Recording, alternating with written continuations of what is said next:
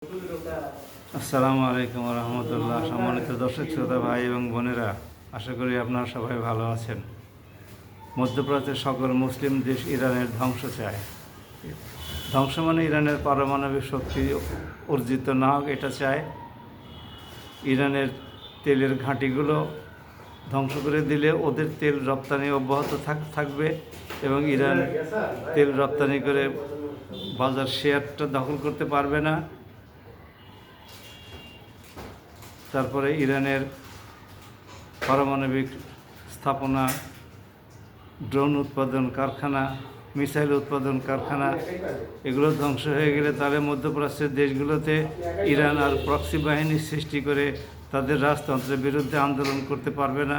এই সমস্ত বিভিন্ন কারণে তারা ইসরায়েলের উপরে আমেরিকা হামলা করুক, ইরানের উপরে আমেরিকা হামলা করুক, মধ্যপ্রাচ্যের মুসলিম দেশগুলো এটাই চায়। এটাই কি মুসলমানদের ধর্ম হওয়া দরকার কথা ছিল? এটাই কি ইসলামের শিক্ষা হওয়ার কথা ছিল? এক মুসলমানের ভাই না আর এক মুসলমান এগিয়ে এসে তার পাশে দাঁড়ানোর কথা ছিল। তার বদলে ওরা না ইসলামের ধারক এবং বাহক? ওই সমস্ত দেশেই তো নবী রসুলদের সব আগমন ঘটেছিল অধিকাংশই। তারা কি নবী রসুলদের কাছ থেকে এই শিক্ষা নিয়েছে? আমাদের ধর্মগ্রন্থ কি তাদেরকে এই শিক্ষাই দিয়েছে? তাদের জিম্মায় আল্লাহর দুইটা ঘর, নবীর রওজা পাক, এগুলো সব তো তাদের দখলেই, তাদের নিয়ন্ত্রণে রয়ে গেছে। এখান থেকে তারা কি শিক্ষা গ্রহণ করেছে? এক মুসলমান আর এক মুসলমানদের দেশের প্রতি প্রতিহিংসা পরায়ণ হয়ে ওঠা, নাকি এক মুসলমান দেশ কর্তৃক আর এক মুসলমান দেশের ধ্বংস কামনা করা এবং বিদেশি কাফির শক্তিকে আমন্ত্রণ করে সেই দেশগুলোকে ধ্বংস করে দেওয়ার চক্রান্তে অংশগ্রহণ করা? কোনটা উচিত ছিল তাদের? মধ্যপ্রাচ্যের আমেরিকান ঘাঁটিগুলোতে হামলা করার কারণে তাদের সার্বভৌমত্ব নষ্ট হয়েছে বলে তারা ইরানের উপরে প্রচণ্ড ক্ষুব্ধ।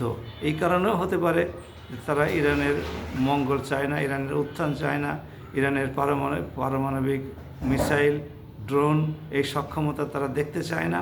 এটাও হতে পারে। তো নিজেরা এগুলো করলে বা নিজেদের তো অর্থ সম্পদের কোনো অভাব নাই, তাদের উপরে তো কোনো আন্তর্জাতিক অবরোধ নাই, জাতিসংঘের কোনো অবরোধ নাই, আমেরিকার কোনো অবরোধ নাই, পশ্চিমা বিশ্বের অবরোধ নাই। তারা এই সমস্ত শিল্পে তারা স্বনির্ভর হলেই পারে, শক্তিশালী হলেই পারে।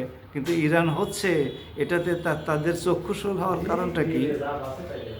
মুসলিমদের সংশোধন হওয়া দরকার। মুসলিমদের চরিত্রে, আচরণে, ধর্মীয়